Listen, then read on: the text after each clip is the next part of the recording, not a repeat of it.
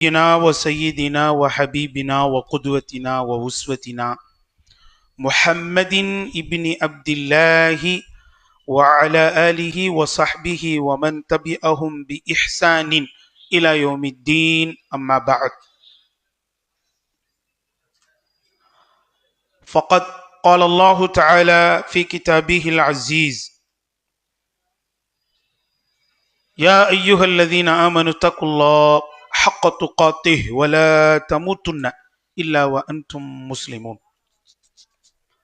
وقال نبينا صلى الله عليه وسلم في حديثه الشريف: إن خير الحديث كتاب الله وخير الهدي هدي محمد صلى الله عليه وسلم وشر الأمور محدثاتها وكل محدثة بدعة وكل بدعة ضلالة وكل ضلالة في النار.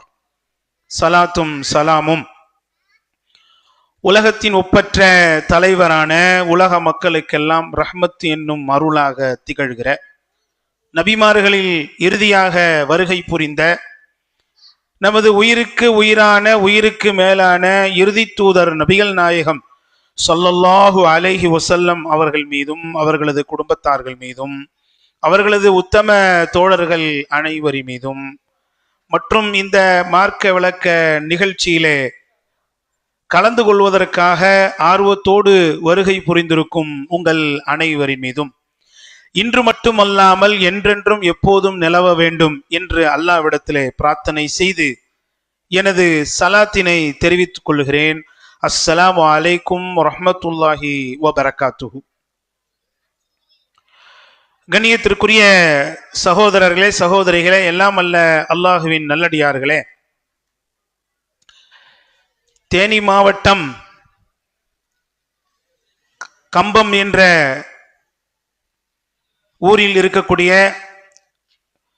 நமது ஜமாத்தின் கிளையின் சார்பாக சமூகத்தின் பாதுகாப்பு எதில் இருக்கிறது என்ற கருப்பொருளில் ஒரு திருமண கூட்டத்தை இங்கே ஏற்பாடு செய்திருக்கிறது. அல்ஹம்துலில்லாஹ், அல்லாஹ்வுக்கே எல்லா புகழும். உண்மையில் இது போன்ற திருமண கூட்டங்கள், பிரச்சாரங்கள் மனித சமுதாயத்தில் ஆங்காங்கே அதிகமாக ஏற்படுத்தப்பட வேண்டும். அதிலும் குறிப்பாக இன்று எடுக்கப்பட்டிருக்கிற தலைப்பிலும்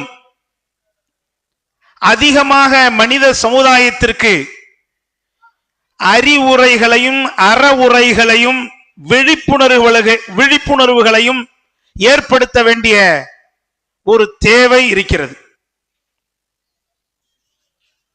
அந்த மாதிரி ஒரு முக்கியமான தலைப்பு தான் இங்கே தேர்வு செய்யப்பட்டிருப்பதை நாம் பார்க்கிறோம். பாலியல் வன்கொடுமைகளும் அதற்கு இஸ்லாம் கூறும் தீர்வுகளும் அப்படிங்கிற ஒரு தலைப்பு வழங்கப்பட்டிருக்கிறது. அன்பிற்குரிய சகோதர சகோதரிகளே, எல்லாம் அல்ல அல்லாஹுவின் நல்லடியார்களே, மனிதன் இன்றைக்கு எல்லா துறையிலும் வளர்ச்சியை, எழுச்சியை கண்டிருப்பதை பார்க்கிறோம். அப்படித்தானே? எந்த துறையை எடுத்தாலும் சரி வளர்ச்சி இருக்குது.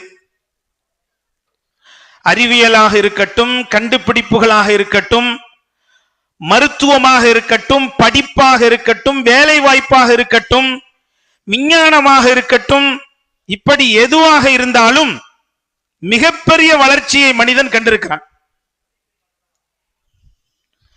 இது ஒரு வகையில சந்தோஷப்படுற விஷயம்தான். வளர்ச்சி, முன்னேற்றம் சந்தோஷப்படுற விஷயம் தானே. ஆனா இந்த சந்தோஷத்தை, இந்த மகிழ்ச்சியை நம்மால் முழுமையாக அனுபவிக்க முடியவில்லை.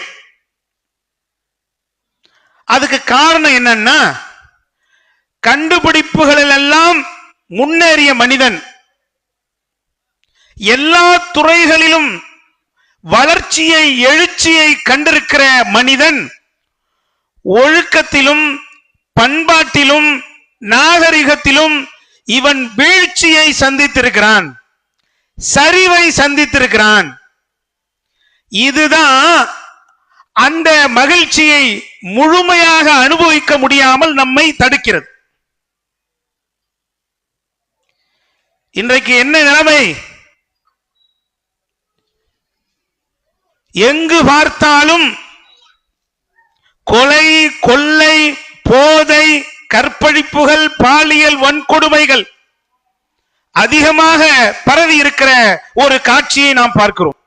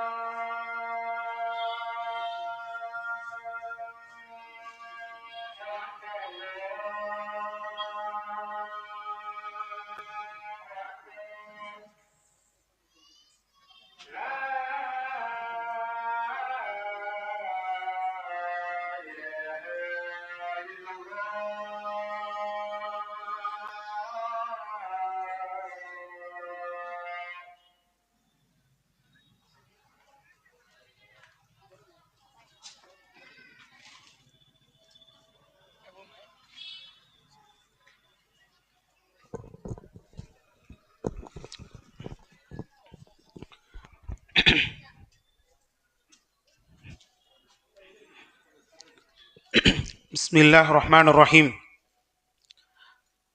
அன்பிற்குரிய சகோதர சகோதரிகளே, இன்றைக்கு ஊடகங்களை எடுத்துக்கொண்டாலும் பத்திரிகைகளை எடுத்துக்கொண்டாலும் அதிகமாக அதிலே நாம் பார்க்கிற செய்தி இந்த பாலியல் வன்கொடுமையை பற்றித்தான், கற்பழிப்புகளை பற்றித்தான், பாலியல் சீண்டல்களை பற்றித்தான்.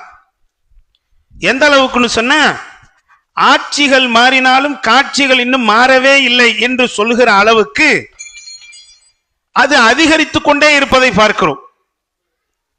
இது அதிகரித்துக் கொண்டே இருப்பதின் மூலம் நமக்கெல்லாம் ஒரு அச்சம் ஏற்பட துவங்கிவிட்டது. என்னது? மதுவை போல, வட்டியை போல, லஞ்சத்தை போல இதுவும் சாதாரணமான ஒரு குற்றமாக மக்களால் பார்க்கப்பட்டு விடுமோ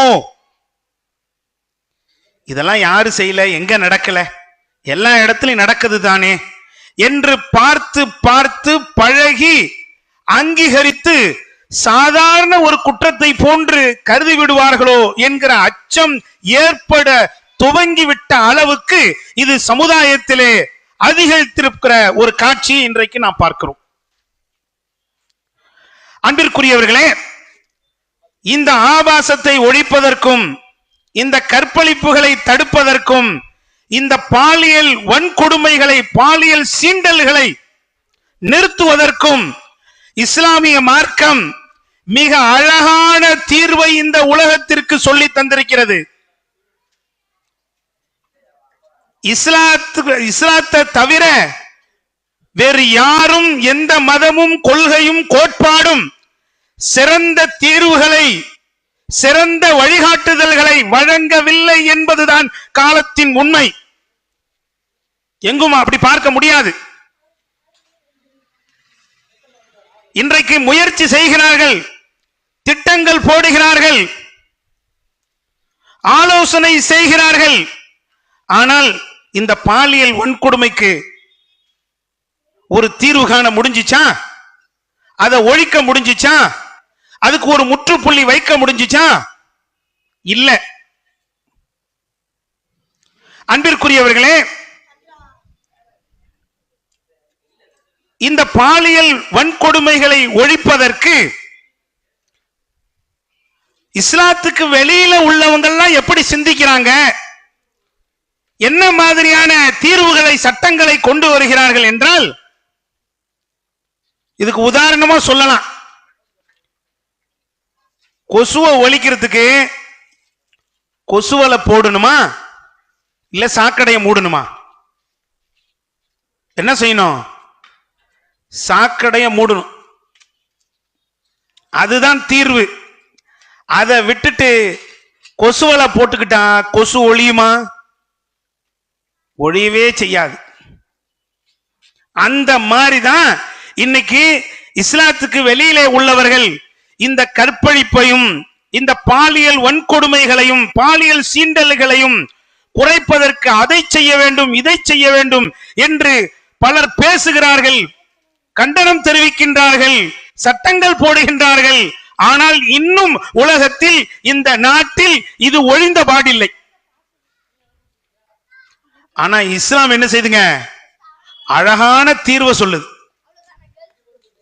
அழகான தீர்வை இந்த உலகத்திற்கு வழங்குகிறது. அந்த தீர்வுகளின் அடிப்படையில் இந்த சமூகம் நடைபோடும் என்றால், அந்த தீர்வின் அடிப்படையிலே பயணிப்பதற்கு இந்த உலக மக்கள் முன் வருவார்கள் என்றால், நிச்சயமாக இந்த ஆபாசத்தை, பாலியல் வன்கொடுமையை, பாலியல் சீண்டல்களை முற்றிலுமாக துடைத்தெறியலாம். இது அல்லாஹ் சொல்லக்கூடிய தீர்வு, அல்லாஹ்வுடைய ரசூல் சொல்லக்கூடிய தீர்வு, நாம் வாழ்வியல் நெறியாக ஏற்றுக்கொண்டிருக்கக்கூடிய இஸ்லாமிய மார்க்கம் சொல்லக்கூடிய தீர்வு. இது தற்காலிக தீர்வாக இருக்காது, நிரந்தர தீர்வாக இருக்கும். அந்த மாதிரியான அழகான தீர்வுகளை சொல்லுது. அந்த தீர்வுகளை பார்க்கிறதுக்கு முன்னாடி இஸ்லாமிய மார்க்கத்தில் இந்த ஆபாசம், பாலியல் வன்கொடுமை எவ்வளவு கடுமையாக எச்சரிக்கை செய்யப்பட்டிருக்கிறது, கண்டனம் விடப்பட்டிருக்கிறது, அதற்கு இம்மை மறுமை ரீதியான தண்டனைகளை வாக்களிக்கிறது என்பதை இந்த இடத்திலே நான் பதிவு செய்ய கடமைப்பட்டிருக்கிறேன். அல்லாஹ் திருமறை திருக்குரானிலே இதை பற்றி சொல்கிறான். வலா தக்ரபு ஸினா இன்னஹு கான ஃபாஹிஷா வஸாஅ ஸபீலா. நீங்கள் விபச்சாரத்தின் பக்கம் நெருங்காதீர்கள், நிச்சயமாக விபச்சாரம் என்பது மானக்கேடான செயலாக இருக்கிறது, அருவருக்கத்தக்க செயலாக இருக்கிறது. வஸாஅ ஸபீலா, மேலும் அது வழியால் பாதையால் மிக மிக கெட்டதாக இருக்கிறது என்று அல்லாஹ் ரப்புல் ஆலமீன் கண்டிக்கிறான். அன்பிற்குரியவர்களே, அல்லாஹ் பயன்படுத்துகிற அந்த வார்த்தையை கவனியுங்கள். விபச்சாரத்தை செய்யாதீர்கள் என்று சொல்லவில்லை. என்ன சொல்கிறான்? விபச்சாரத்தின் பக்கம் நெருங்காதீர்கள் அப்படின்னு சொல்லி காட்டுகிறான். இன்னொரு இடத்திலே அல்லாஹ் ரப்புல் ஆலமீன் சொல்லி காட்டுகின்றான், வலா தக்ரபுல் ஃபவாஹிஷ மா ظهر منها وما بطن. அல்லாஹ் சொல்லி காட்டுகின்றான், ஆபாசம், விபச்சாரம், பாலியல், இவை முற்றிலுமாக நீங்கள் நெருங்காதீர்கள். அது வெளிப்படையாக இருந்தாலும் சரி, ரகசியமாக இருந்தாலும் சரி, அவற்றை நெருங்காதீர்கள் என்று அல்லாஹ் சொல்லி காட்டுகின்றான். அரபுலக மக்கள் என்ன நினைத்தார்கள் தெரியுமா? விபச்சாரம் என்பது, ஆபாசம் என்பது, அது பப்ளிக்ல நடந்தாதான் ஹராம், அதுதான் பெரிய பாவம். ஆனா 4 செவத்துக்குள்ள இருந்தா அது என்ன இல்ல, அது பாவம் இல்ல, அது ஹலால் அப்படின்னு நினைச்சாங்க. அதை உடைக்கத்தான் அல்லாஹ் ரப்புல் ஆலமீன் இப்படி வசனத்தை இறக்குறான். இந்த ஆபாசம் என்பது, இந்த பாலியல் சீண்டல்கள் என்பது, பாலியல் வன்கொடுமை என்பது, அது பப்ளிக்கா நடந்தாலும் சரி, ரகசியமாக நடந்தாலும் சரி, இரண்டும் குற்றம்தான். அவற்றின் பக்கம் நீங்கள் ஒருபோதும் நெருங்காதீர்கள் என்று அல்லாஹ் ரப்புல் ஆலமீன் இதை பற்றி கண்டிக்கின்றான், எச்சரிக்கின்றான். இன்னொரு இடத்திலே அல்லாஹ் ரப்புல் ஆலமீன் சொல்லி காட்டுகின்றான், வல்லதீனஹும் லிஃபுரூஜிஹிம் ஹாஃபிதூன். உண்மையான மூமின்கள் யார் என்றால், அவர்களுடைய பண்புகள், அவர்களுடைய குணங்கள், நாகரிகம் எப்படி இருக்கும் என்றால், அவர்கள் தங்களுடைய கற்பை பேணி பாதுகாப்பார்கள். இல்லா அலா அஸ்வாஜிஹிம் அவ் மா மலக்கத் ஐமானுஹும் ஃபஇன்னஹும் கைரு மலூமின். தன்னுடைய மனைவியிடத்திலே தவிர, வழக்கரம் சொந்தமாக்கி கொண்ட அடிமைகளிடத்திலே தவிர வேறு வழியில் இந்த தாம்பத்தியத்தை அவர்கள் தேட மாட்டார்கள்.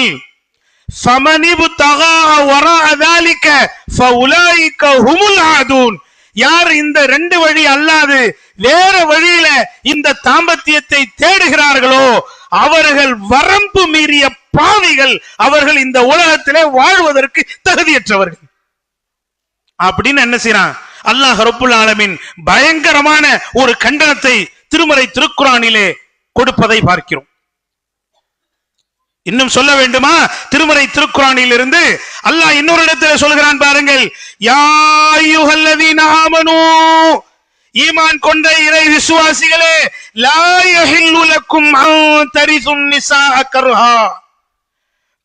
பெண்களை நீங்கள் அவர்களுடைய விருப்பம் இல்லாமல் பலவந்தமாக அடைவது உங்களுக்கு தடுக்கப்பட்டிருக்கிறது, அது ஆகுமானது அல்ல என்று அல்லாஹ் ரப்புல் ஆலமீன் சொல்லி காட்டுகின்றான். ஆபாசத்தையும் கண்டிக்கிறான் அல்லாஹ், விபச்சாரத்தையும் கண்டிக்கிறான் அல்லாஹ், கற்பழிப்பையும் அல்லாஹ் என்ன செய்யறான், எப்படி கடுமையா கண்டிக்கிறான் பாருங்க. பெண்களுடைய விருப்பம் இல்லாமல் பலவந்தமாக அவர்களை நீங்கள் தாம்பத்தியத்துக்காக அடைவது உங்களுக்கு அனுமதி இல்லை, அது உங்களுக்கு தடுக்கப்பட்டிருக்கு என்று அல்லாஹ் ரப்புல் ஆலமீன் இப்படி அதுக்கு எதிரான பல வசனங்களை திருமறை திருக்குர்ஆனிலே சொல்லி இருப்பதை பார்க்கிறோம். நபிகள் நாயகம் ஸல்லல்லாஹு அலைஹி வஸல்லம் அவர்களும் இதை பயங்கரமாக கண்டித்திருக்கிறார்கள். அல்லாஹ்வின் தூதர் ஸல்லல்லாஹு அலைஹி வஸல்லம் அவர்களிடத்தில் கேட்கப்பட்டது, ஐயு தம்பி ஆதம், அல்லாஹ்வின் தூதரே, பாவங்களில் மிகப்பெரிய பாவம் எது என்று எங்களுக்கு சொல்லுங்கள் என்று கேட்டதும் நபி அவர்கள் முதலாவதாக, அல்லாஹ் உன்னை படைத்திருக்க அவனுக்கு நீ இணை வைப்பதுதான் பெரும் பாவம் என்றார்கள். அல்லாஹ்வின் தூதரே, பிறகு எந்த பாவத்தை நீங்கள் பெரிய பாவமாக கருதுகிறீர்கள் என்று கேட்ட பொழுது நபிகள் நாயகம் ஸல்லல்லாஹு அலைஹி வஸல்லம் அவர்கள் அடுத்த லிஸ்ட்ல வச்ச பாவம் என்ன தெரியுமா? அன் துஸானிய ஹலீல ஜாரிகி, ஹலீலத்த ஜாரிகி, ஹலீலத்த ஜாரகி. என்ன அர்த்தம்? உனது அண்டை வீட்டானுடைய மனைவியோடு நீ விபச்சாரத்தில் ஈடுபடுவதுதான் இணை வைப்புக்கு அடுத்தபடியான பெரும்பாவம் என்று நபிகள் நாயகம் ஸல்லல்லாஹு அலைஹி வஸல்லம் அவர்கள் அந்த இடத்துல குறிப்பிட்டதை நாம் பார்க்கலாம். பாவங்களில் மிகப்பெரிய பாவம். அன்பிற்குரியவர்களே, மனிதன் பலகீனமானவன் தான். அந்த பலகீனத்தினுடைய வெளிப்பாட்டிலே அவனிடத்திலே தவறுகள் வரும். ஆனால் பெரும் பாவங்கள் எல்லாம் வரக்கூடாது, மிகப்பெரிய பாவங்கள் எல்லாம் வரக்கூடாது. அப்ப பெரிய பாவங்கள்ல ஒன்றாகத்தான் இந்த ஆபாசமும் பாலியல் வன்கொடுமையும் கற்பழிப்பும் இருந்து கொண்டிருக்கிறது. இதன் பக்கம்லாம் ஒரு முஸ்லிம் என்ன செய்யக்கூடாதுங்க, போகவே கூடாது. தலை வச்சு கூட படுக்க கூடாது, அதனுடைய வாசலை கூட மிதிக்க கூடாது, அதனுடைய புழுதியோ அதனுடைய புகையோ ஒரு முஸ்லிமின் மீது படக்கூடாது. இன்னும் சொல்ல வேண்டுமா, ஆபாசத்திற்கு எதிரான எவ்வளவு குரல்கள் இஸ்லாத்திலே கொடுக்கப்பட்டிருக்கிறது என்று. இந்த மாதிரி குரல்கள் வெளியிலே கொடுக்கப்பட்டிருக்குமா? வேறு மதத்திலே கொடுக்கப்பட்டிருக்குமா? வேறு கொள்கையிலே கொடுக்கப்பட்டிருக்குமா? வேறு எந்த இயக்கங்களாவது கொடுத்திருக்குமா? இல்ல. இஸ்லாத்திலே நீங்கள் தேடி பாருங்கள், நிறைய சொல்லலாம். அன்பிற்குரியவர்களே, இது போன்ற ஆபாசத்திலும் பாலியல் வன்கொடுமையிலும் கற்பழிப்புகளிலும் ஈடுபடுவதனால் உலகத்தில் அல்லாஹ் ரப்புல் ஆலமீன் என்ன தண்டனைகளை வழங்குகிறான் தெரியுமா? நபிகள் நாயகம் ஸல்லல்லாஹு அலைஹி வஸல்லம் அவர்கள் நமக்கு அதை சொல்லி காட்டுகின்றார்கள். ரெண்டு மாதிரியான தண்டனையும் இருக்கு. முதல்ல உலகத்தில் நடக்கிற தண்டனை என்னன்னா, நபி அவர்கள் சொல்லி காட்டுகிறார்கள். இப்னு மாஜா என்ற நபிமொழி தொகுப்பிலே பதிவு செய்யப்பட்டிருக்கிறது. எந்த சமூகத்தில் ஆபாசம் பெருகிவிடுமோ, விபச்சாரம் பெருகிவிடுமோ, கற்பழிப்பு பெருகிவிடுமோ, பாலியல் வன்கொடுமைகள் பெருகிவிடுமோ, இல்லா ஃபஷா ஃபீஹி முத்தாஊன், அந்த சமூகத்திலே கொள்ளை நோய் ஏற்படும். மனித உயிர்களை கொத்து கொத்தாக மரணிக்க செய்கின்ற கொள்ளை நோய் ஏற்படும். வல் அவுஜாஉ அல்லதி லம் தகுன் மலத் ஃபி அஸ்லாஃபிஹிம், அது மட்டுமல்ல, ஏற்கனவே வாழ்ந்த மனித சமுதாயம் கேள்விப்படாத புதிய புதிய நோய்களையும் அந்த சமூகம் சந்திக்கும் என்று நபிகள் நாயகம் ஸல்லல்லாஹு அலைஹி வஸல்லம் அவர்கள் சொல்லி காட்டுகிறார்கள். உலகத்தில் ஏற்படக்கூடிய பாதிப்பு எதனால? இந்த ஆபாசத்தினால, இந்த விபச்சாரத்தினால, பெண்களுக்கு எதிராக நடக்கக்கூடிய இந்த வன்கொடுமையினால அல்லாஹ் ஏற்படுத்தக்கூடிய மிகப்பெரிய பாதிப்பு. பாதிப்பா இல்லையாங்க இது? மனித உயிர்களை கொத்து கொத்தா கொண்டுட்டு போற அந்த நோயை அல்லாஹ் கொடுத்தான். நல்லவன் கெட்டவன் எல்லாரும் தான் என்ன செய்வான்? சாகுவான். சோதனை வருதுன்னு சொன்னா அது கெட்டவங்களை மட்டும் பிடிக்காது, நல்லவங்களை சேர்த்து தான் என்ன செய்யும்? பிடிக்கும். ஈசா அலைஹிஸ்ஸலாம் அவர்கள் வரை அல்லாஹ் ரப்புல் ஆலமீன் என்ன பாலிசியை, என்ன மரபை கடைபிடித்து வந்தான் என்றால், ஒரு ஊரை, ஒரு சமுதாயத்தை, ஒரு சில மனிதர்களை அல்லாஹ் அழிக்க போறான் அப்படின்னா அந்த ஊர்ல இருந்து நல்லவங்க எல்லாம் கிளம்பிருங்கப்பான்னு அறிவிப்பு கொடுத்துருவான். இதுதான் நடந்திருக்கு. முஹம்மது ரசூலுல்லாஹ் ஸல்லல்லாஹு அலைஹி வஸல்லம் அவர்களுடைய வருகைக்கு பின்னால அல்லாஹ் தன்னுடைய பாலிசியை மாத்துறான். என்ன தெரியுமா? ஒரு ஊரை பாவத்தின் காரணமாக அழிக்க அல்லாஹ் நாடினால், ஒரு சமுதாயத்தை அல்லாஹ் பாவத்தின் காரணமாக அழிக்க நாடினால், நல்லவங்க எல்லாம் வெளியே போங்கன்னா அல்லாஹ் சொல்ல மாட்டான். எப்படி வரும் வேதனை? நல்லவங்களுக்கும் சேர்த்து தான் வரும். கெட்டவங்களை அல்லாஹ் அழிக்கும் போது நல்லவங்களுக்கும் அந்த அழிவு சேர்த்து வரும். ஆனா மறுமையில எழுப்பப்படும் பொழுது அவரவர்களுடைய நியத்துக்கு ஏற்றவாறு, அவரவர்களுடைய அமல்களுக்கு ஏற்றவாறு அவர்கள் எழுப்பப்படுவார்கள் என்று நபிகள் நாயகம் ஸல்லல்லாஹு அலைஹி வஸல்லம் அவங்க சொன்னாங்க. இப்ப கொஞ்சம் யோசிச்சு பாருங்க, சமுதாயத்தில் சிலர் செய்கின்ற இந்த பிழையால், குற்றத்தால், இந்த மானக்கேடான செயலால் நல்லவர்களும் என்ன செய்யப்படுறாங்க? பாதிக்கப்படுகிறார்கள். நல்லவர்களும் பாதிப்புக்குள்ளாக ஒரு நிலையை நாம் என்ன செய்யறோம்? பார்க்கிறோம். அது மட்டுமல்லாமல் என்னது, முந்தி வாழ்ந்த சமூக மக்கள் கேள்விப்படாத புதிய புதிய நோய்கள்லாம் இதனால வரும் அப்படின்னு நபிகள் நாயகம் ஸல்லல்லாஹு அலைஹி வஸல்லம் அவர்கள் முன்னறிவிப்பு செய்யறாங்க. அப்படின்னா இவ்வளவு பெரிய பாதிப்பை நோக்கி, மனித சமுதாயத்தின் அழிவை நோக்கி மனிதனே இன்றைக்கு சென்று கொண்டிருக்கிறான். அப்படிங்கிறத சிந்திக்க கடமைப்பட்டிருக்கிறான். அடுத்து இரண்டாவது பாதிப்பு என்ன? நபிகள் நாயகம் ஸல்லல்லாஹு அலைஹி வஸல்லம் அவங்க சொல்றாங்க, ஒரு மனிதன் விபச்சாரம் செய்யும் பொழுது அவன் மூமினாக இருப்பதில்லை. அவனுடைய ஈமான் அவனை விட்டு கலண்டு அவனுடைய தலைக்கு மேல் ஒரு குடையை போன்று ஒரு நிழலை போன்று நிற்கிறது. எப்போது அந்த தவறில் இருந்து அவன் விடுபட்டு விடுகிறானோ அப்போது அந்த ஈமான் அவனுக்குள் சேர்ந்து கொள்கிறது. அந்த குறிப்பிட்ட நேரம் அந்த மோசமான காரியத்திலே செயல்களில் ஈடுபடும் பொழுது அவனிடத்தில் ஈமான் இருப்பதில்லை, அவனை விட்டு ஈமான் தனித்து விடுகிறது என்று நபிகள் நாயகம் ஸல்லல்லாஹு அலைஹி வஸல்லம் அவங்க சொல்றாங்கன்னா இது பெரிய பாதிப்பா இல்லையா? கொஞ்சம் யோசிச்சு பாருங்க.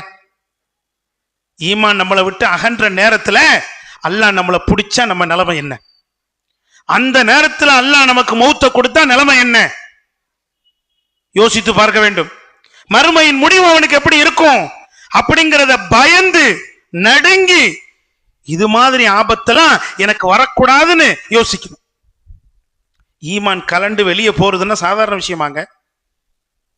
ஈமானை எப்படி பாதுகாக்கணும், எப்படி பராமரிக்கணும், எப்படி அதிகப்படுத்தணும், எப்படி புதுப்பிக்கணும், அவ்வளவு வேலை இருக்குது.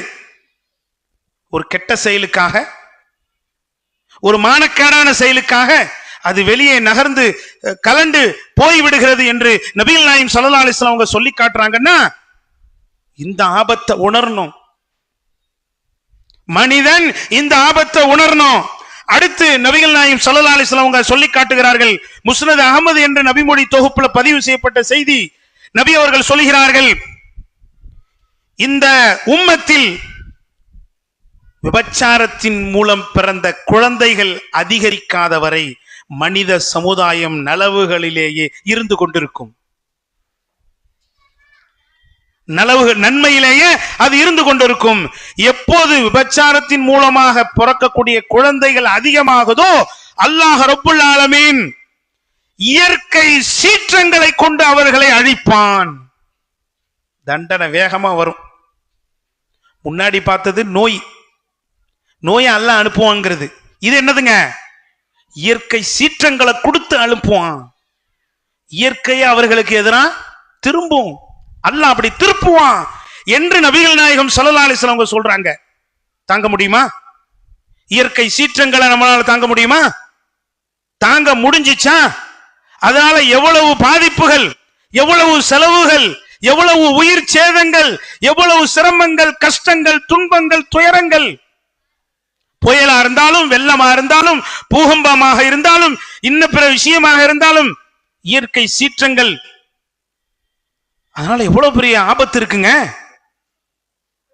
அப்ப இந்த மாதிரி சமுதாயத்தில் விபச்சாரம் பெருகிவிடும் என்றால், ஆபாசம் பெருகிவிடும் என்றால், பாலியல் வன்கொடுமைகள் பெருகிவிடும் என்றால் அங்கே இயற்கை சீற்றங்கள் அதிகமாகும் என்பது நபிகள் நாயகம் ஸல்லல்லாஹு அலைஹி வஸல்லம் அவர்களுடைய முன்னறிவிப்பு. இதெல்லாம் மனுஷன் கட்டுக்குள்ள படுத்த முடியுமா?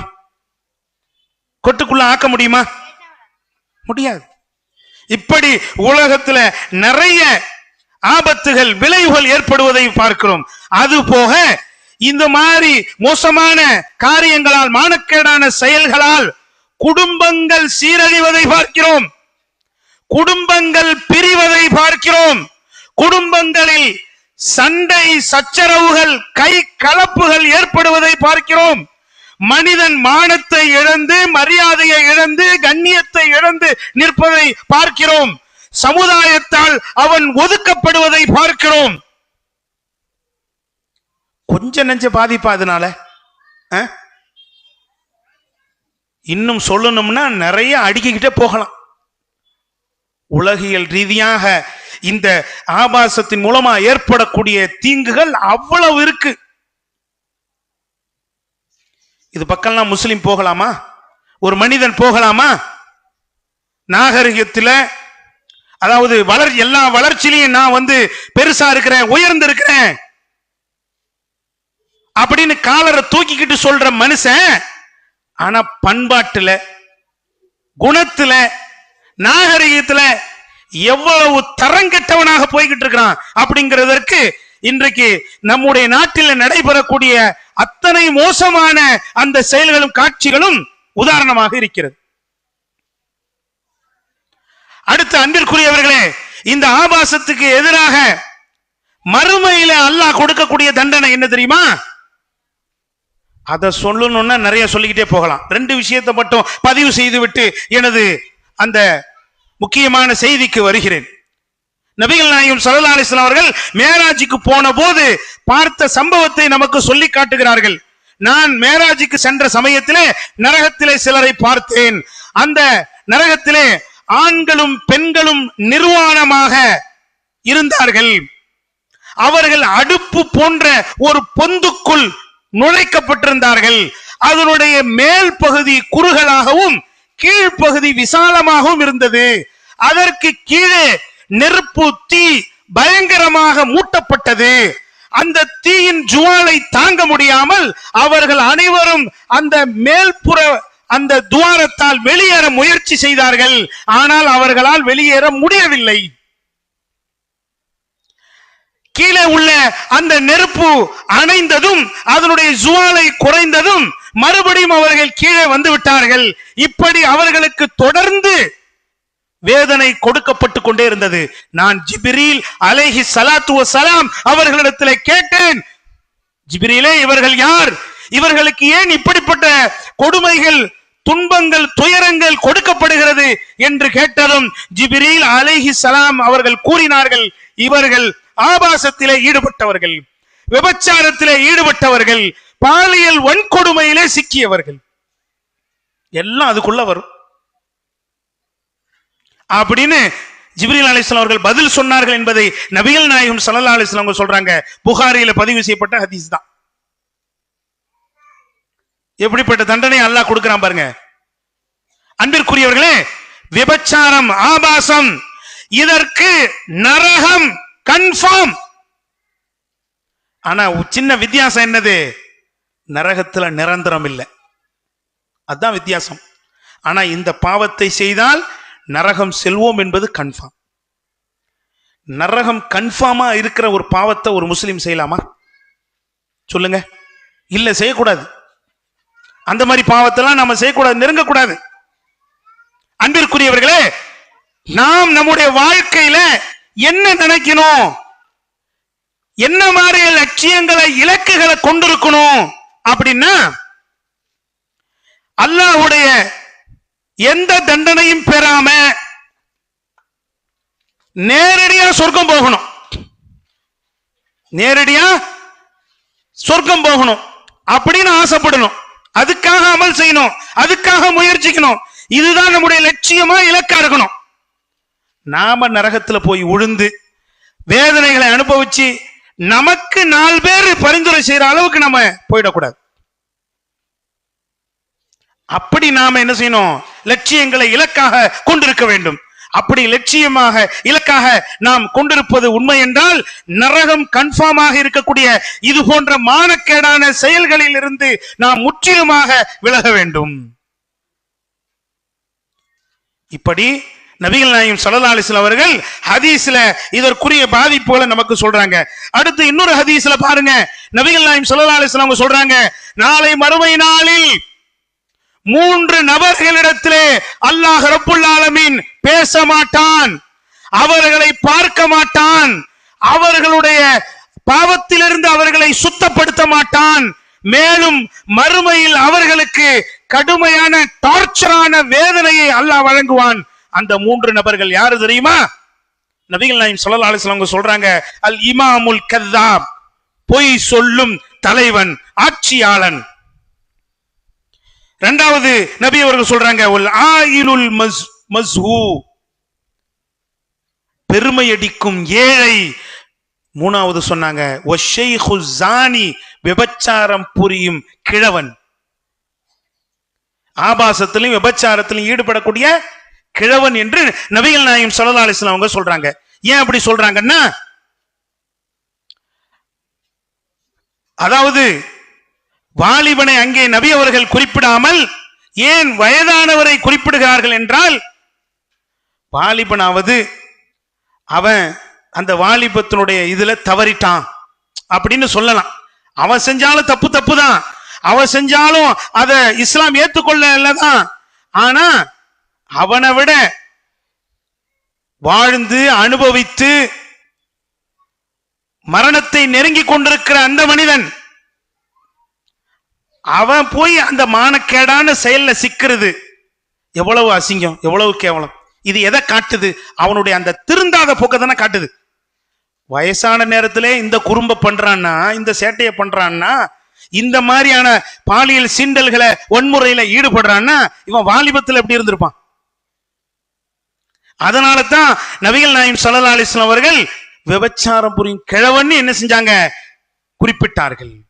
அப்ப அவர்கள் அல்லாஹ்வுடைய அந்த சன்னிதானத்திலே கடுமையான கோபத்திற்குரியவர்கள், அல்லாஹ்வின் கோபத்திற்குரியவர்களாக அவர்கள் ஆகுவார்கள் என்று இஸ்லாம் என்ன செய்து கடுமையாக கண்டிப்பதை பார்க்கிறோம்.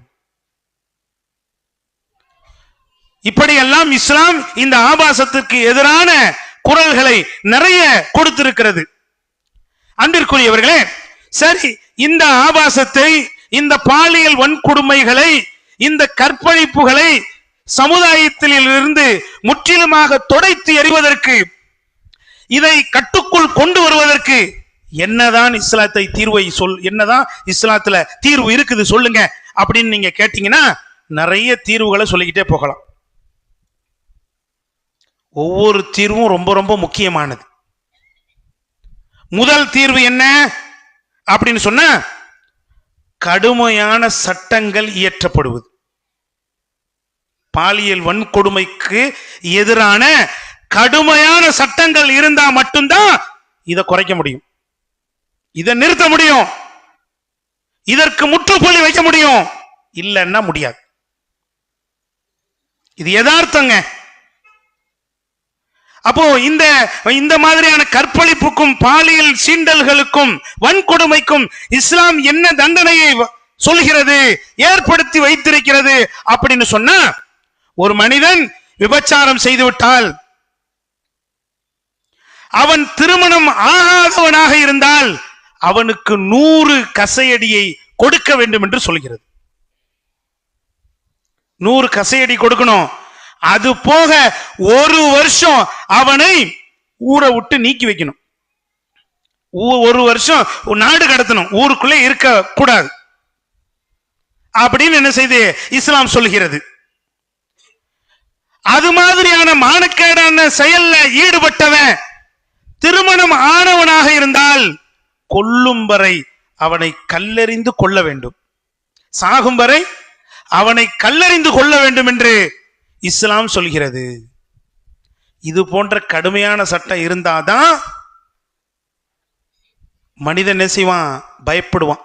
இதை நினைச்சு கூட பார்க்க மாட்டான், கற்பனை கூட பண்ண மாட்டான். பெண்களுக்கு எதிரான வன்கொடுமைகள்ல அவன் இறங்கவே மாட்டான். ஆனா இந்த மாதிரி சட்டங்கள் இருக்குதா? இல்ல. இந்த மாதிரி மோசமான அருவருப்பான செயல்களில் ஈடுபட்டவர்களின் மீது இரக்கமும் அனுதாபமும் தான் ஏற்படுகிற காட்சியை பார்க்கிறோம். அப்புறம் எப்படிங்க குறையும் சொல்லுங்க பார்க்கலாம்? குறையுமா? குறையாது. நீங்க இந்த அளவுக்கு கூட போக வேணாம். இந்த மாதிரி யார் கற்பழிப்புல ஈடுபடுறாங்களோ, பாலியல் சீண்டல்களில் ஈடுபடுறாங்களோ, அவனை பொது வெளியில, எல்லா மக்களும் கூடி இருக்கக்கூடிய பொது வெளியில தூக்கு மேடை வரையுமாவது கொண்டு வாங்க. நீங்க முழுசா தூக்குல போட்டு சாகடிக்க கூட வேணாம். தூக்கு மேடை வரைக்கும் கொண்டு வந்து சம்பந்தப்பட்டவங்கள்ட்ட கேட்டு, நீங்க மன்னிச்சா மன்னிச்சு விடுறோம், நீங்க மன்னிக்கலனா அவனை கொண்டுடுறோம் அப்படின்னு சொல்லி இந்த மாதிரி ஒரு பயமுறுத்தலையாவது ஏற்படுத்துங்க. 4 பேர் பார்ப்பான், திருந்துவான், பயப்படுவான். கண்ணியம் போயிடுமே, மானம் போயிடுமே, மரியாதை போயிடுமே அப்படின்னு என்ன செய்வான்? சிந்திப்பான். அது நடக்குதா? இங்க ஒண்ணும் இல்லை. இது மாதிரியான மோசமான செயல்களை செய்தவர்கள் தங்களுடைய மூஞ்சை, முகத்தை மறைத்து கொண்டு செல்கிற காட்சியை பார்க்கணும். இருக்கா இல்லையாங்க? அப்ப இந்த மாதிரி பயங்கரமான கடுமையான சட்டம் இருந்தாதான் இத கட்டுக்குள் கொண்டு வர முடியும். சட்டம் ஏற்றாத வரைக்கும் இது நடந்துகிட்டே தான் இருக்கும். இந்த இடத்துல நாம இந்த மாதிரியான மோசமான பாவிகள் மீது இரக்கம் பார்க்கவே கூடாது. இரக்கம் பார்த்தா நாம வாழ முடியாது. நாம மகிழ்ச்சியா நிம்மதியா இருக்க முடியாது. அதாங்க யதார்த்தம். உன்னை இழந்துதான் உன்னை அடைய முடியும். அதான் யதார்த்தம். ஒண்ணு வேணாம், உங்க உடம்புல ஒரு இடத்துல ஒரு வெட்டுக்காயம் புண்ணு ஏற்பட்டு செப்டிக் ஆயிடுச்சு அப்படின்னு வச்சுக்கங்க. டாக்டர்கிட்ட போய் காட்டுறீங்க. அவர் என்ன சொல்றாரு? இது செப்டிக் ஆயிடுச்சு, விரலையே எடுக்கணும், இல்லைன்னா அது உடம்பு முழுக்க பரவி ஆளே க்ளோஸ் பண்ணிரும் அப்படின்னு சொல்றாரு. நீங்க என்ன பண்ணுவீங்க? உங்க விரல் மேல நீங்க இரக்கம் காட்டிக்கிட்டு இருப்பீங்களா? உங்க விரல் மேல நீங்க அனுதாபம் காட்டிக்கிட்டு இருப்பீங்களா? நம்ம விரல் தானேன்னு நினைப்பீங்களா? அட உசுறு போக போது வெட்டி எரிஞ்சிரு அப்படின்னு நினைப்போமா இல்லையா? அந்த மாதிரி தான் அன்பிற்குரியவர்களே, இது போன்ற மோசமான வன்கொடுமையில் ஈடுபடக்கூடியவர்களின் மீது எந்த இரக்கத்தையும் நினைக்கக்கூடாது, காட்டக்கூடாது, அனுதாபப்படக்கூடாது. நாம நிம்மதியா சந்தோஷமா பெண்கள் பாதுகாப்பாக வாழ வேண்டும் என்றால் இது போன்ற மோசமானவர்கள் என்ன செய்யப்படணும்? கடுமையான தண்டனையால் தண்டிக்கப்பட வேண்டும். அப்பதான் இது குறையும், இல்லைன்னா குறையாது. அடுத்து இரண்டாவது என்ன? போதைகள் ஒழிக்கப்பட வேண்டும். இரண்டாவது தீர்வு என்னங்க? இந்த மாதிரியான மோசமான செயலுக்கு ஆணிவேராகவும் அஸ்திவாரமாகவும் எது இருக்குது? போதை வஸ்துக்கள் இருக்குது. ஏங்க, ஒரு மனுஷன் எவ்வளவு அரக்க குணம் கொண்டவனாக இருந்தால் இந்த மாதிரியான காரியத்தில் ஈடுபடுவான்? பிஞ்சி குழந்தைகளை, சிறுமிகளை பாலியல் வன்கொடுமை செய்து கொல்லுகிறான். இந்த மாதிரி மனுஷனால, சாதாரண மனுஷனால செய்ய முடியுமா? செய்ய முடியாதுங்க. அப்போ அவனை அதுக்கு தயார்படுத்துறது எதுன்னு சொன்னா போதை தான். சாதாரண நிலையில் இருக்கும்போது அவன் செய்ய மாட்டான். ஏன்னா அல்லாஹ் படைச்ச ரப்பு மனுஷனுக்குள்ள இரக்கத்தை வச்சிருக்கானா இல்லையா? ஒரு அனுதாபத்தை வச்சிருக்கிறானா இல்லையா? ஒரு பயத்தை வச்சிருக்கிறானா இல்லையா? எல்லார் மனசுலயும் இருக்கு, அல்லாஹ் இயற்கையாவே வச்சிருக்கிறான். ஆனா அதை மறைக்கிறது, அதை தடுக்கிறது எதுன்னு சொன்னா போதை. இந்த போதையை போட்டுட்டா எதையும் செய்யறதுக்கு அவன் தயாராயிடுவான். அதனால இந்த போதைகள் ஒழிக்கப்பட வேண்டும். ஒழிக்கப்பட்டிருக்கா? இன்னைக்கு பாக்குறோம், சாயா கடையை விட சாராய கடை தான் அதிகமா இருக்குது. இருக்குதா இல்லையா? போதைகள் ஒழிக்கப்படவில்லை. அப்ப போதைகள் ஒழிக்கப்படாமல் இந்த ஆபாசங்கள் ஒழிக்கப்படாது. பெண்களுக்கு எதிரான அந்த கொடுமைகள் சமுதாயத்திலிருந்து கண்டிப்பா களை எடுக்கவே முடியாது. இது இரண்டாவது தீர்வு. மூன்றாவது தீர்வு என்னன்னு சொன்னா, தனிமைகள் தவிர்க்கப்பட வேண்டும். பெண்கள் தனியாக இருப்பது தவிர்க்கப்பட வேண்டும். பெண்கள் தனியாக வெளியிலே செல்வது தவிர்க்கப்பட வேண்டும். அதனால தான் இஸ்லாத்துல சட்டமே இருக்கு. ஒரு நாளா இருந்தாலும் சரி, 3 நாளா இருந்தாலும் சரி, பெண்கள் தன்னுடைய மஹரமோடு மனம் முடிக்க தகாத தன்னுடைய உறவினரோட தவிர வெளியிலே அவர்கள் செல்லக்கூடாது. இஸ்லாம் சட்டம் சொல்லியிருக்கு. எதுக்காக? பெண்ணுக்கு எதிரான ஆபத்துகள் நடக்குங்கிறதுக்காகத்தான். நம்ம பகுதியில, நம்ம ஊர்ல வெளியிலே சென்றாலும் சரி ஒரு துணையோடு செல்ல வேண்டும் என்று இஸ்லாம் ஏன் சொல்லி இருக்கிறது? இந்த மாதிரியான தவறுகளை, கொடுமைகளை தடுக்கிறதுக்கு தான், இல்லாம ஆக்கிறதுக்கு தான். கொஞ்சம் யோசிச்சு பாருங்க. டெல்லியில ஒரு கற்பழிப்பு நடந்துச்சு, பாலியல் வன்கொடுமை நடந்துச்சு. நிருபயா என்கிற பெண் ஒரு பஸ்ல கூட்டு பாலியல் பலாத்காரம் செய்யப்பட்டாலே. எதனால? அதனுடைய காரணம் என்ன? சூழ்நிலை என்ன? பின்னணி என்ன? தனிமைதான். ஒரு பெண் தன்னந்தனியாக அந்த பஸ்ல பயணம் செஞ்சதுதான் அதுக்கு அடிப்படை காரணமாக இருந்தது அப்படிங்கிறத பார்க்கிறோம். இன்னும் இது போன்று எத்தனை இடங்கள்ல இந்த மாதிரி கொடுமைகள் நடந்ததோ அங்கெல்லாம் தனிமைகள் இருந்திருக்கு. அதுதான் அதுக்கு அடிப்படையான காரணம். இஸ்லாம் அதைத்தான் என்ன செய்து தடுக்கிறது. தனிமை நோ. இஸ்லாம் சொல்கிறது ஒரு ஆணும் பெண்ணும் தனித்திருந்தால் அங்கே மூன்றாவதாக ஷைத்தான் இருப்பான். எனவே அந்த தனிமை இருக்கக்கூடாது என்பதை ஸ்ட்ரிக்டாக இஸ்லாம் சொல்லி இருப்பதை பார்க்கிறோம். இது ஒரு அழகிய தீர்வு. இந்த தீர்வை செயல்படுத்துங்க, இதுக்கெல்லாம் முற்றுப்புள்ளி வைக்கலாம், இதெல்லாம் குறைக்கலாம். அடுத்து என்னன்னு சொன்ன, தனக்கு விரும்புவதையே பிறருக்கும் விரும்ப வேண்டும். மனிதன் என்ன செய்யணுங்க? தனக்கு விரும்புறதே பிறருக்கும் விரும்பணும். நபிகள் நாயகம் ஸல்லல்லாஹு அலைஹி வஸல்லம் அவர்கள் இதை நமக்கு அழகா சொல்லி தந்தாங்க. ஒரு சஹாபிக்கு சொல்லி தந்தாங்க. ஒரு சஹாபி நபிகள் நாயகம் ஸல்லல்லாஹு அலைஹி வஸல்லம் அவர்களிடத்திலே வந்து, அல்லாஹ்வின் தூதரே, என்னால் என்னை கட்டுப்படுத்த முடியவில்லை, விபச்சாரம் செய்வதற்கு எனக்கு அனுமதி கொடுங்கள் அப்படின்னு பர்மிஷன் கேட்கிறார். பப்ளிக்கா மக்களுடைய கூட்டத்தில் இப்படி வந்து கேட்கிறாரு. சஹாபாக்கள் எல்லாம் அப்படியே கோபமாயி டென்ஷன் ஆகி அடிக்க பாய்ந்து விட்டார்கள். நபிகள் நாயகம் ஸல்லல்லாஹு அலைஹி வஸல்லம் அவர்கள் அவர்களை அமைதிப்படுத்தி விட்டு அப்படி கேட்ட மனிதரை அருகிலே அழைத்தார்கள். அருகிலே அழைத்து அவரிடத்தில் கேட்டார்கள், தோழரே, நீ எந்த கெட்ட செயலை செய்வதற்கு நீ என்னிடத்திலே அனுமதி கேட்கிறாயோ அந்த கெட்ட செயலுக்குரியவர் உனது தாயாக இருந்தால் நீ ஒற்றுக்கொள்வாயா? வல்லாஹி இல்லை யா ரசூலல்லாஹ், அதை நான் எப்படி ஏற்றுக்கொள்வேன்? கண்டிப்பா முடியாது.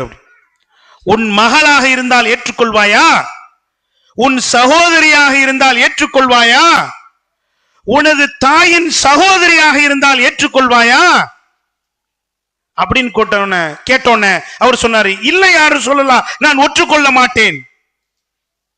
அப்ப நபி அவர்கள் அவரிடத்துல கேட்டாங்க, அப்ப நீ எந்த கெட்ட செயலை செய்வதற்கு அனுமதி கேட்டாயோ அந்த செயலுக்குரிய பெண் யாரோ ஒருவருக்கு தாயாக இருக்கலாம், யாரோ ஒருவருக்கு மகளாக இருக்கலாம், யாரோ ஒருவருக்கு சகோதரியாக இருக்கலாம், யாரோ ஒருவருக்கு மனைவியாக இருக்கலாம், யாரோ ஒருவருக்கு தாயின் சகோதரியாக இருக்கலாம்.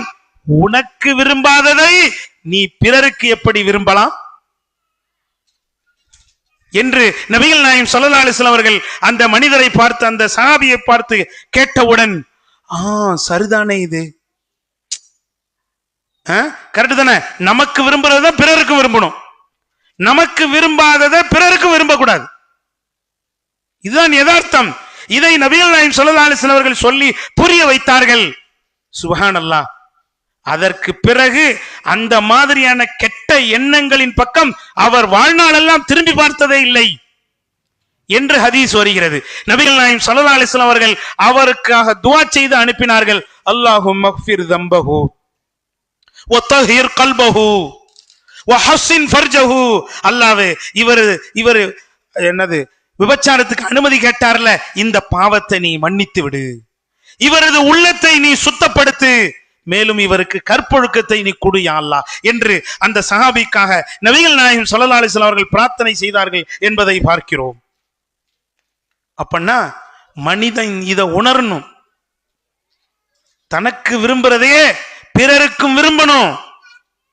அப்படி விரும்பினால் நினைச்சா இந்த மாதிரியான இந்த மோசமான இந்த பாலியல் வன்கொடுமைகளை நாம் கொண்டு வரலாம், கட்டுப்பாட்டுக்கு கொண்டு வரலாம். அடுத்து என்ன? கணவன் மனைவிக்கு இடையேயான அந்த தாம்பத்தியம் அது சரியாக முறையாக நடக்க வேண்டும். அதுல பிரச்சனை இருந்தா என்னங்க, இது போன்ற தவறுகள் நடக்கும், கள்ள தொடர்புகள் நடக்கும், பாலியல் வன்கொடுமைகள் நடக்கும். அதுக்குதான் இஸ்லாம் அழகான சட்டங்களை சொல்லி தந்திருக்கு. ஒரு கணவன் தன் மனைவியை தாம்பத்தியத்திற்காக அழைத்தால் உடனே அவள் செல்ல வேண்டும், மறுக்கக்கூடாது. அப்படி மறுத்தால் மலக்குகள் அவளை சபிக்கின்றார்கள், காளையாகின்றவரை சபிக்கின்றார்கள் என்று நபிகள் நாயகம் ஸல்லல்லாஹு அலைஹி வஸல்லம் அவர்கள் சொல்லி இருப்பதற்கான காரணம் என்ன? ஏன்னா அங்க அந்த தாம்பத்தியம் சரியா நடக்கலன்னா மனிதனுடைய மனம் என்ன செய்யும்? தடுமாறும். அது யதார்த்தம். அப்ப அந்த தடுமாற்றத்துக்கு காரணமே இருக்கக்கூடாது. அதனாலதான் கணவன் மனைவிக்கு இடையேயான அந்த தாம்பத்தியம் சரியா நடக்கணும் அப்படின்னு இஸ்லாம் சொல்கிறது. நபிகள் நாயகம் ஸல்லல்லாஹு அலைஹி வஸல்லம் அவர்கள் கணவனுடைய அனுமதி இல்லாம நஃபீலான நோன்பு நோக்க கூடாதுன்னு சொன்னாங்களே, அதுக்கு என்ன காரணம்? அதுதான் காரணம். இங்க கணவன் தேவை உள்ளவனா இருப்பான், இங்க மனைவி அவன் நஃபீல் நோன்பு வச்சுக்கிட்டே இருப்பான். அப்படின்னா அந்த இடத்திலும் தவறுகள் ஏற்படுவதற்கு அதிக வாய்ப்புகள் இருப்பதை நாம பார்க்கிறோம். இப்படி நபிகள் நாயகம் ஸல்லல்லாஹு அலைஹி வஸல்லம் அவர்கள் நிறைய சட்டங்களை சொல்லிக் கொண்டே போகிறார்கள். கணவன் மனைவிக்கு இடையேயான அந்த தாம்பத்தியம் சரியா நடக்கலனா இந்த பிரச்சனை எப்போதும் நடக்கும். அன்பிற்குரியவர்களே, திருமணம் முடிப்பது எதற்கு? கற்பொழுக்கத்தோடு வாழ்வதற்கு தான். நபிகள் நாயகம் ஸல்லல்லாஹு அலைஹி வஸல்லம் அவர்கள் இளைஞர் சமுதாயத்தை நோக்கி, வாலிப கூட்டத்தை நோக்கி சொன்னார்களே, யா மஅஷர ஷபாப் மன் இஸ்ததா மின்குமுல் பாஅத ஃபல்யதஸவ்வஜ். உங்களில் யார் திருமணம் முடிக்கின்ற சக்தியை பெற்றிருக்கிறாரோ அவர் திருமணம் முடித்துக் கொள்ளட்டும் என்று சொன்னார்கள். சொல்லிவிட்டு சொன்னார்கள், ஃபஇன்னஹா அகத்து லில் பஸர் வ அஹ்ஸனு லில் ஃபர்ஜ். அதுதான் பார்வையை தாழ்த்துவதற்கு உகந்ததாக இருக்கும், அதுதான் கற்பை பாதுகாப்பதற்கும் உகந்ததாக இருக்கும். திருமணம் இல்லாம கற்பை பாதுகாக்கிறது காலத்தின் சவால், ரொம்ப கஷ்டம், முடியாத விஷயம். ஆனா அதே நேரத்தில் திருமணம் இருந்து விட்டால் அவன் தன் கற்பை கண்டிப்பாக பாதுகாக்க முடியும். அப்ப அந்த திருமணத்துக்கு உரிய முக்கியமான அடிப்படை விஷயமே அந்த தாம்பத்தியம் தான். அது கணவன் மனைவிக்கு இடையில சரியா நடக்காம சண்டை சச்சரவுங்கிற பேர்ல என்ன இன்னும் வேற வேற காரணங்கள்னால கணவன் மனைவி பிரிந்து 1 வருஷமா 6 மாசமா பல வருடங்களாக அப்படி இருந்தா அந்த இடத்துலயும் என்ன நடக்குங்க? இது மாதிரியான ஆபாசங்கள், கள்ள தொடர்புகள் உருவாகும். பாலியல் வன்கொடுமைகளுக்கு அதுவும் என்ன செய்யும்? ஒரு மனிதனை இழுத்து செல்லும். இதுதான் யதார்த்தம், உண்மை. சில விஷயங்களை வெளிப்படையாதான் பேசி ஆகணும். அப்ப இது சரியா இருந்தா அங்கே அது நிவர்த்தி செய்யப்படும். அடுத்து என்னன்னு சொன்ன, பலதார மனம். ஆண்களுக்கு அனுமதிக்கப்பட்டிருக்கிற பலதார மனம். பலதார மனமும் இது மாதிரியான தவறுகளை குறைக்கிறதுக்கு ஒரு பெரிய காரணமாக இருக்கிறது. எப்படி? அதுதான் யதார்த்தம். அன்பிற்குரியவர்களே, உலகத்துல பெண்களுடைய பிறப்பு என்பது அதிகம், ஆண்களுடைய பிறப்பு என்பது குறைவு. அப்படியே மரணத்தை எடுத்துக்கிட்டீங்கன்னா பெண்களுடைய மரணம் குறைவு, ஆண்களுடைய மரணம் அதிகம். அப்போ ஒருவனுக்கு ஒருத்திதான் மனைவியாக இருக்க வேண்டும் அப்படின்னு வச்சா பல பெண்களுக்கு திருமணமே ஆகாத ஒரு சூழல் ஏற்படுவதை பார்க்கலாம். பல பெண்களுக்கு திருமணத்தின் மூலமாக இந்த தாம்பத்தியம் என்கிற ஒன்றே நடக்காமல் இருக்கக்கூடிய ஒரு நிலையை நாம் பார்க்கலாம். அப்போ என்ன ஆகும்? அங்கதான் பிரச்சனை வெடிக்குது. அது போக உடலால் தாம்பத்தியத்திலே அதிக வலிமை பெற்றவன் ஆண் தான் என்பது உலகம் சொல்லக்கூடிய உண்மை. பெண்ணை விட ஆண் தான் அதிகம் வலிமை பெற்றவன். அதனால ஒன்றுக்கும் மேற்பட்ட திருமணங்கள் ஆணுக்கு அனுமதிக்கப்பட்டிருக்கிறது. இதுவும் இஸ்லாம் சொல்லக்கூடிய முக்கியமான தீர்வாக இருக்கிறது. சில உண்மைகள் நமக்கு கசப்பாக இருக்கலாம், ஆனால் அதுதான் யதார்த்தம், அதுதான் இஸ்லாம் சொல்லி இருக்கக்கூடிய தீர்வு. படைத்த ரப்புக்கு தெரியாதா எதை எப்படி வைக்கணும், எந்த சட்டத்தை எப்படி சொல்லணும்னு? மனிதனுடைய வீக்னஸ் பாயிண்ட் யாருக்குங்க தெரியும்? படைத்த ரப்புக்கு தெரியும்.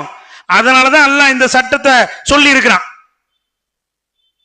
அப்ப இது ஒரு பெரிய காரணமாக இருப்பதை, வழியாக தீர்வாக இருப்பதை நாம் பார்க்கிறோம். அடுத்து என்னன்னு சொன்னா, என்னதான் இருந்தாலும் சுய கட்டுப்பாடு வேணும், இறையச்சமும் சுய கட்டுப்பாடும் வேணும். இத்தனை தீர்வுகள் இருந்தாலும், இத்தனை வழிகள் இருந்தாலும், ஒரு மனுஷனுக்கு என்ன வேணும்? அல்லாஹ்வுடைய அச்சம் வேணும், சுய கட்டுப்பாடு வேணும்.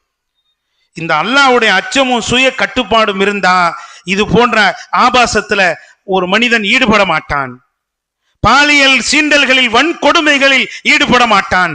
கற்பழிப்புகளில் அவன் ஈடுபட மாட்டான். அன்பிற்குரியவர்களே, இந்த மாதிரியான மானக்கேடான செயல் நம்மை தேடி வரும் பொழுது கூட, வாய்ப்புகள் அமையும் பொழுது கூட அதை தவிர்க்க வேண்டும், தவிர்த்து வாழ்ந்திருக்கிறார்கள் என்கிற வரலாற்று உண்மை இஸ்லாத்துல இருக்குது. அதுக்கு மிகப்பெரிய உதாரணமாக மாடலாக யார் இருக்கிறார்? நபி யூசுப் அலைஹி ஸலாத்து வஸ்ஸலாம் அவர்கள் இருக்கிறார்கள். வாலிபர்கள் பாடம் பெற வேண்டும், இஸ்லாத்துக்கு வெளியிலே உள்ளவர்கள் பாடம் பெற வேண்டும், படிப்பினை பெற வேண்டும். ஒரு அழகான பெண் தவறான செயலுக்கு அழைக்கும் போது கூட அதிலிருந்து அல்லாஹ் மீண்டு அல்லாஹ்வை அஞ்சுகிறேன் என்று ஒதுங்கிய ஒரு நபிதான், வாலிபர் தான் யாரு? நபி யூசுப் அலைஹி ஸலாத்து வஸ்ஸலாம். தானா தேடி போறதில்ல, இந்த மாதிரியான அசிங்கமான அருவருப்பான செயல்களை வன்கொடுமைகளை தேடி போறதில்ல, அது நம்மளை தேடி வந்தாலும் தவிர்க்கணும் அப்படிங்கிற வழிகாட்டுதல் இஸ்லாத்திலே அழகாக கொடுக்கப்பட்டிருக்கிறதா இல்லையா? நபி யூசுப் அலைஹிஸ்ஸலாம் அவர்கள் அதற்கு மிகப்பெரிய முன்மாதிரியாக மாடலாக இருக்கிறார்கள். அதே போன்று பனு இஸ்ரவேலர்களிலே நடந்த ஒரு வரலாற்று சம்பவத்தையும் நபிகள் நாயகம் ஸல்லல்லாஹு அலைஹி வஸல்லம் அவர்கள் நமக்கு சொல்லி காட்டுகிறார்கள். 3 பேர் மலைப்பகுதியில் பயணம் செய்யறாங்க. அந்த நேரத்துல கடுமையான புயல் காத்து அடிச்சு ஒரு குகையில போய் ஒதுங்குறாங்க. அந்த குகையில ஒரு கல்லு உருண்டு வந்து அதனுடைய வாசலை அடைச்சிட்டு உள்ள போனவங்க வெளியில வரவே முடியல, அந்த அளவுக்கு நெருக்கமா அடைச்சிட்டு.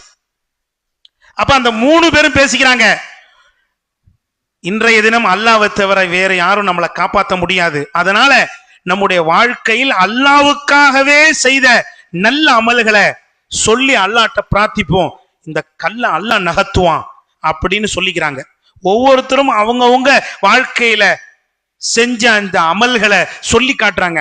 அதுல ஒருத்தர் என்ன சொன்னார் தெரியுமா? நபிகள் நாயகம் ஸல்லல்லாஹு அலைஹி வஸல்லம் அவங்க சொல்லி காட்டுறாங்க. பனு இஸ்ரவேலர்கள்ல ஒருத்தர்ல நடந்த சம்பவம் இது. அன்பிற்குரியவர்களே, ஒரு நபி நமக்கு முன்மாதிரியாக இருக்கிறார், ஒரு நபி அல்லாத மனிதரும் இதற்கு முன்மாதிரியாக இருக்கிறார். இது செய்ய முடியாத ஒன்றல்ல, இதெல்லாம் நபிமார்களால தான் செய்ய முடியும், இதெல்லாம் காலத்தால் முந்தியவர்களால தான் செய்ய முடியும், நம்மளால தான் செய்ய முடியாது அப்படிங்கிறது கிடையாது. அதற்கு ஒரு மாடல் முன்மாதிரி இருக்கிறது. என்ன சொல்றாரு? அதுல ஒரு மனிதர், மீதி 2 வேணா தலைப்புக்கு சம்பந்தப்படாததா இருக்கலாம், அதுல ஒரு செய்தி என்ன? அல்லாஹ்வே,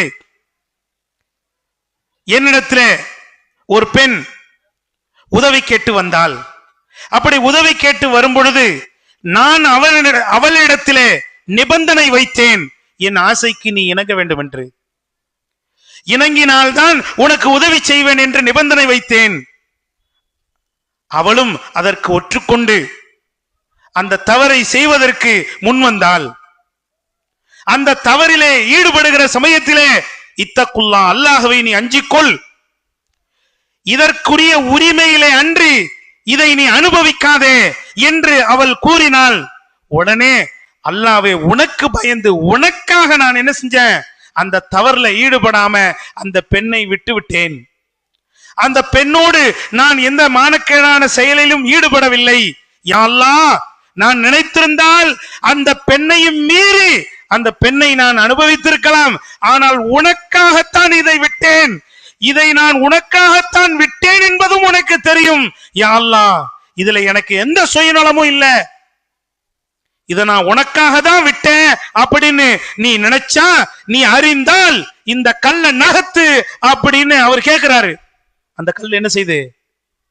தானா நகருது. ஒவ்வொருத்தரும் ஒவ்வொரு அமலை சொல்ல அந்த கல்லு தானா நகர்ந்து அந்த மூவரும் அந்த குகையிலிருந்து வெளியேறி பாதுகாப்பாக வந்தார்கள் என்று நபிகள் நாயகம் ஸல்லல்லாஹு அலைஹி வஸல்லம் அவர்கள் கடந்த கால வரலாற்றை நமக்கு சொல்றாங்கன்னா, இந்த வரலாறுலாம் நமக்கு பாடம், இந்த வரலாறுலாம் நமக்கு உதாரணம். ஆபாசத்தில் ஈடுபடுவதற்கும் பாலியல் சீண்டல்களில் ஈடுபடுவதற்கும் வாய்ப்புகள் தேடி வந்தாலும் தவிர்க்க வேண்டும். அவன்தான் உண்மையான முஸ்லிம். அவன்தான் அல்லாஹ்வை அஞ்சக்கூடியவன். அவன்தான் சொர்க்கவாசி.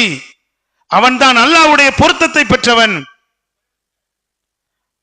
இப்படி அன்பிற்குரியவர்களே, நபிகள் நாயகம் ஸல்லல்லாஹு அலைஹி வஸல்லம் அவர்கள் சொன்ன அந்த வரலாறுகளை எல்லாம் நாம சொல்லிக்கிட்டே போகலாம். அது போக தாபியின்களிலும் இதற்கு சிறந்த ஒரு வரலாறு இருக்கிறது.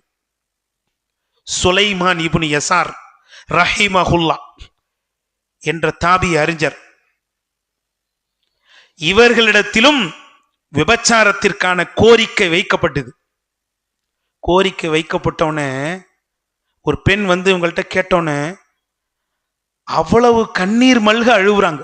அழுகையை பார்த்தோன்னா அந்த பெண் தெரிச்சு ஓடிட்டாங்க.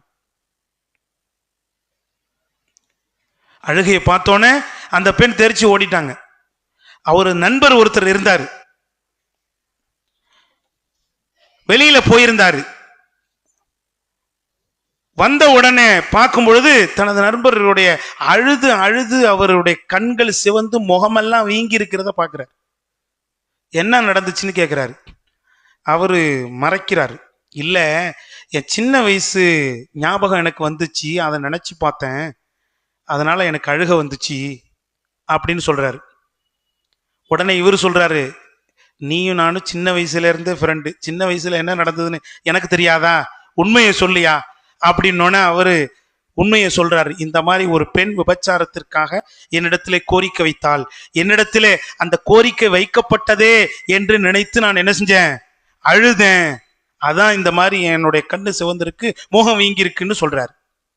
உடனே இதை கேட்ட அவரு அழுகுறாரு. இதை கேட்டு என்ன செய்யறாரு, அவர் கடுமையாக அழுகுறாரு.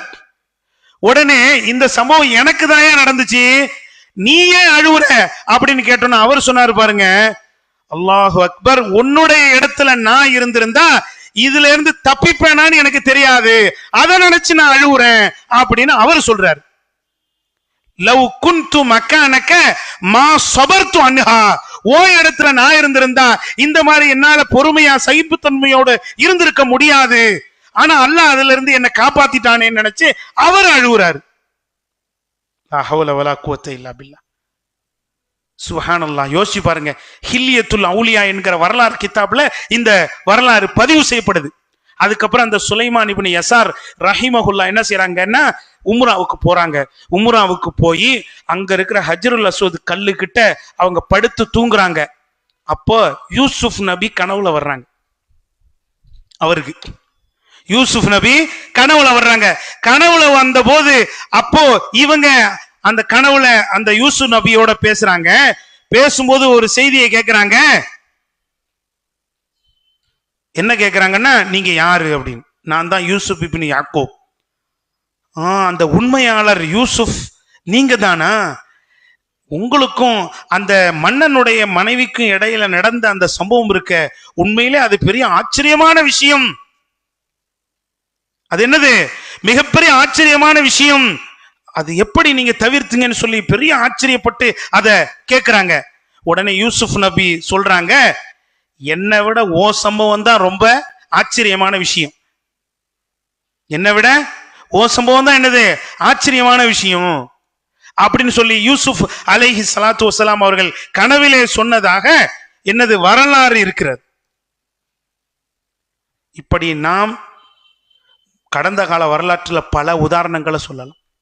அதனால் அன்பிற்குரியவர்களே, தூய்மையாக, கண்ணியமாக, மானத்தோடு, மரியாதையோடு இந்த உலகத்திலே சிறந்தவர்களாக, நல்லவர்களாக வாழ வேண்டும் என்றால் இது போன்ற அருவருக்கத்தக்க மானக்கேடான செயலின் பக்கம் தலை வைத்து கூட பார்க்காமல் தூய்மையான மக்களாக நாம் வாழ்ந்து மரணிக்க வேண்டும். அல்லாஹ் ரப்புல் ஆலமீன் இங்கே வருகை புரிந்திருக்கிற எல்லோருக்கும் கற்பொழுக்கத்தை தர வேண்டும். முஸ்லிம் சமூகம் அனைவருக்கும் கற்பொழுக்கத்தை தர வேண்டும். மனித சமுதாயம் அனைவருக்கும் கற்பொழுக்க